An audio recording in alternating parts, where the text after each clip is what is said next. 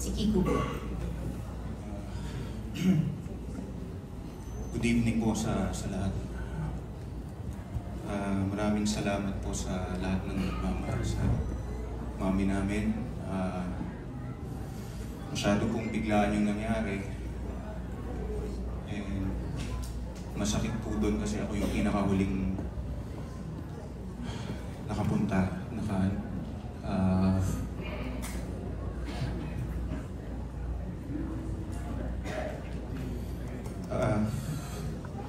Malamig na po siya nung hinawakan ko. I'm sure si Mami kakamot ulo na naman yun kasi sabihin nun, anak, lagi ka namang late. Hanggang dito ba naman? So, kasi sabi ko nga sa kanya, di baling late, huwag lang absent. Yun po yung lagi kong sinasabi pag ano, dahil kilala nila ako laging late eh. Siyempre sa bagal. Ganun talaga, so at least meron akong talent. So, ayun po. Grabe yung YouTube ko. First time ko lang kasing gagawin itong ano. I mean, oh. Anyway. Ayun lang po. At least nakapatawa ko naman po kayo siguro, di ba? Siguro ikukwento ko na lang po ng bahagya. Yung huling pagsasama kasi namin ni Mami. This was 2 years ago. December 25, doon ako Pasko. Kasi naka-oo po ako sa kanya. And once na nasabi ko kasi yun, hindi pwede hindi ako pumunta. Eh, nakala nga po niya, hindi na ako tutuloy kasi syempre, late na naman. Pero humabol ako. So sabi ko sa sarili ko, papasok ako ng bahay, alam ko na yung mangyayari, alam ko na itsura niya. Dahil syempre, kabisado namin si Mami. So, yung mga reply niya sa akin na malapit na ako, sabi ko, ma, dito na ako. Medyo hindi na nagre-reply. So, alam ko na masama yung loob o bad trip na naman sa akin.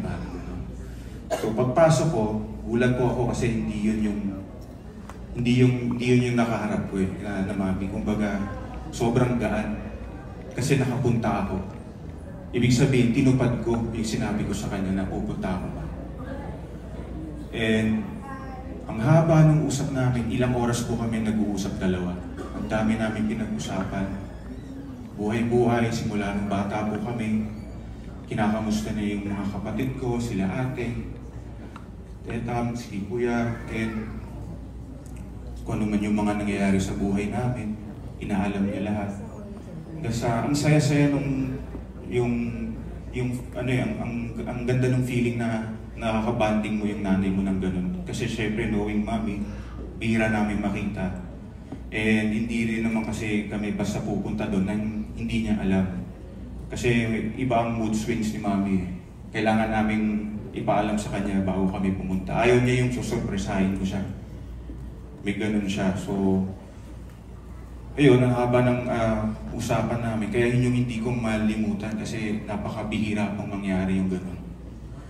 And kaya masakit nga po nung inabutan ko siya, malamig na. Kasi yun na yung huling pag-uusap namin ng harapan.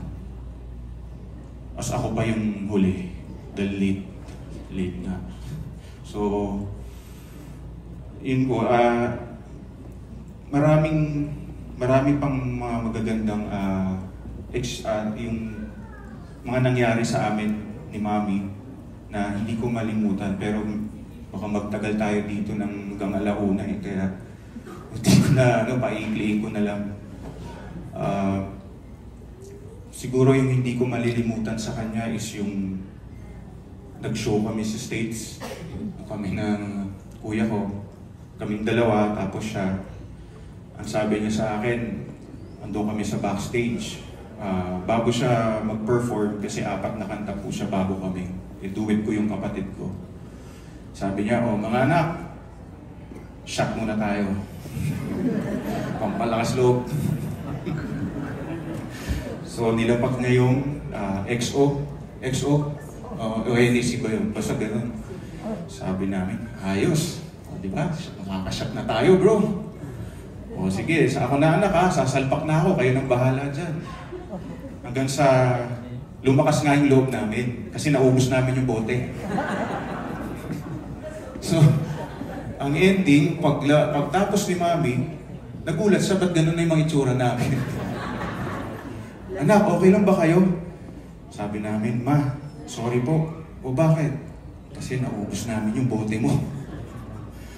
Tawa lang siya kasi iniisip namin baka mabad trip magalit. Hindi, natawa siya. So, ang saya nung naging show namin kasi nga, kumakanta kaming lasing.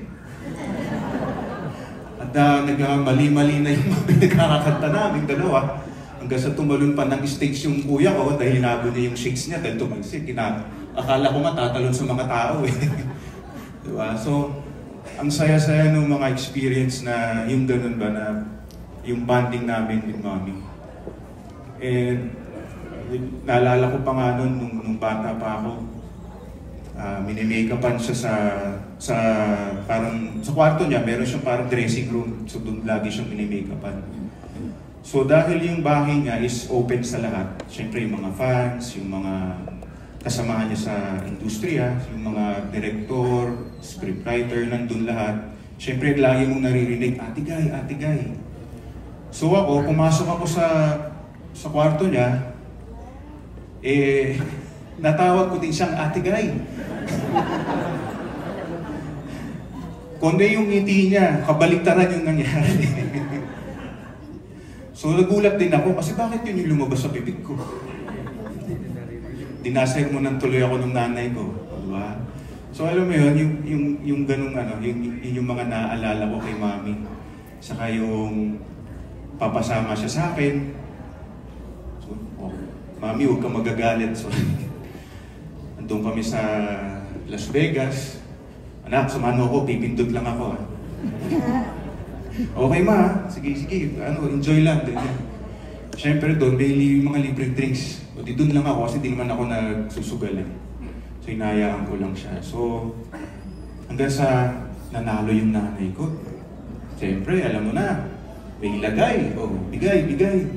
Tuwan-tuwa ako. Hindi pa kami umuwi. Maya-maya, anak, andyan pa ba yung binigay ko? Bakit tataya lang ako, palalaki natin ulit. So, wala na akong kawala kasi alam niya, binigyan niya ako.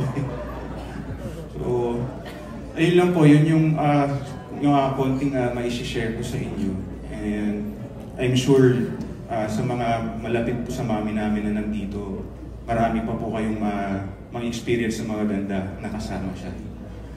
Kasi yun nga, sabi ko nga, napaka-bitin naman kasi biglaan nga itong nangyari. Sana man lang umabot man siya ng mga 90 plus, di ba? Parang dami pa namin napag-usapan kasi parang to be continued pa yung usapan namin eh. Hindi pa tapos eh. So, buti na kaya, nakakala ko magkukulaps ako kanina eh. Ayun po. So, yun na po, yun yung experience na para naman medyo masaya tayo kasi ayoko na rin umiyak dahil drain na po kami sa totoo lang. Sobrang sakit ng nangyari. And siguro naman po na witness niyo yun, pati sa mga interviews. Siguro masasabi ko lang na mahal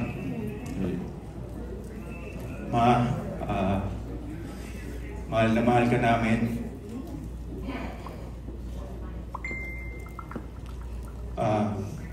Alam kong mapayapa ka na kasama mo na ang Panginoon. Sana gabayan nyo kami lagi. Kaming magkakapatid, ang pamilya mo. Kaming mga mahal mo sa buhay.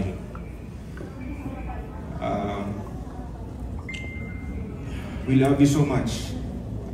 I'll see you in time. Alam ko na nasa ibang dimension of life ka na. So,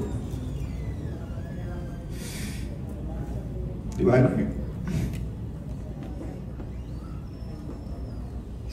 Kita pa naman tayo, pero huwag muna ngayon. Huwag muna ngayon, ma, ha?